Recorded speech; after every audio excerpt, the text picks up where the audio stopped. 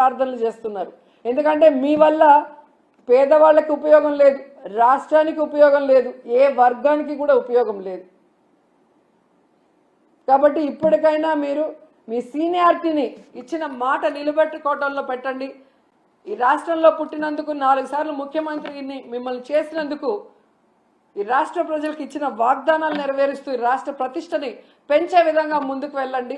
ఇప్పటికైనా అబద్ధాలు చెప్పడం మానేయండి అని కూడా ఈ సందర్భంగా తెలియజేసుకుంటూ, నిజంగా ఈరోజు ఒక్క ఎంఓయూ కూడా జరగకుండా వీళ్ళు తిరిగి రావటం వీళ్ళకి సిగ్గనిపించడం లేదేమో, కానీ ఈ రాష్ట్రంలో ఉన్న ఒక ప్రజల్లాగా, అంటే ఒక ఓటర్ లాగా లేదా ఒక లీడర్ లాగా మేమైతే పక్క రాష్ట్రాల వాళ్ళ ముందు మొహం చూపించలేక సిగ్గుపడుతున్నాం. గతంలో ఎలాగైతే బాబు వస్తే జాబ్ వస్తుందన్నాడు, కేవలం వాళ్ళ బాబు లోకేష్ బాబుకే ఎమ్మెల్సీ ఇచ్చి మంత్రిని చేసుకున్నాడు. ఇప్పుడు 20 లక్షల మంది అబ్బాయిలకంతా ఉద్యోగం ఇస్తాం లేదా నిరుద్యోగ భృతి ఇస్తామన్నారు. 7 నెలలు అయింది, ఒక ఉద్యోగం లేదు, నిరుద్యోగ భృతి లేదు. మళ్ళీ వాళ్ళ కొడుకు లోకేష్ బాబుకు మాత్రమే మంత్రిగా ఉద్యోగం ఇచ్చారు. సో ఈ రాష్ట్ర ప్రజలు బాగా గమనించండి.